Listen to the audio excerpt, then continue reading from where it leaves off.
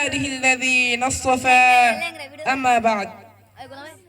أعوذ بالله من الشيطان الرجيم بسم الله الرحمن الرحيم وما آتاكم الرسول فخذوه وما نهاكم عنه فانتهوا وقال تعالى قل إن كنتم تحبون الله فاتبعوني يحببكم الله ويغفر لكم ذنوبكم وقال رسول الله صلى الله عليه وسلم من أحب سنتي فقد أحبني ومن أحبني كان معي في الجنة وقال رسول الله صلى الله عليه وسلم فعليكم بسنتي وسنة خلفاء الراشدين المهديين تمسكوا بها وعدوا عليها بالنواجذ সম্মানিত উপস্থিতি আজকে আমার আলোচনার বিষয় রাসূল সাল্লাল্লাহু আলাইহি ওয়াসাল্লামের সুন্নতের গুরুত্ব সকলেই বলি সাল্লাল্লাহু আলাইহি ওয়াসাল্লাম ইসলাম একটি পূর্ণাঙ্গ জীবন বিধান আর নবী করিম সাল্লাল্লাহু আলাইহি ওয়াসাল্লাম সেই জীবনী বিধানকে বাস্তবে রূপ দিয়েছেন তার প্রতিটি কথা কাজ ও সম্বর্ধন হলো সুন্নত কুরআনুল কারীমে আল্লাহ পাক সূরা হাশরের 7 নম্বর আয়াতে ইরশাদ করেন ওয়ামা আতাকুমুর রাসূল ফাখুযুহু ওয়ামা নাহাকুম আনহু ফান্তাহু রাসূল তোমাদের যা দেন তাহা গ্রহণ করো আর যাহা থেকে নিষেধ করে তাহা থেকে বিরত থাকো আরেক স্থানে আল্লাহ পাক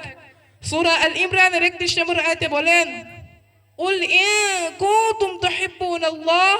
ফাত্তাবিউনি ইউহিব্বুকুমুল্লাহ ওয়া ইয়াগফির লাকুম যুনুবাকুম বলো যদি সত্যি তোমরা আল্লাহকে ভালোবাসো তাহলে রাসূলকে অনুসরণ করো তাহলে আল্লাহ তোমাদেরকে ভালোবাসবেন এবং গুনাহ মাফ করবেন রাসূলের সুন্নতকে ভালোবাসা মানে রাসূলকে ভালোবাসা তিরমিজি শরীফে বর্ণিত রাসূল বলেন মান আহাব্বা সুন্নতি ফাকাদ আহাব্বানি ওয়া মান আহাব্বানি কানা মাই ফিল জান্নাহ যে আমার সুন্নতকে ভালোবাসে সে আমাকে ভালোবাসে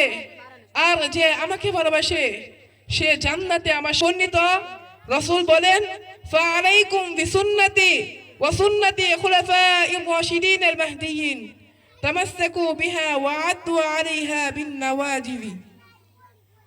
তোমরা আমার সুন্নত এবং খুলাফায়ে রাশিদিনের সুন্নতকে আঁকড়ে ধরো তাহা দৃঢ়ভাবে গ্রহণ করো দাঁতের সাথে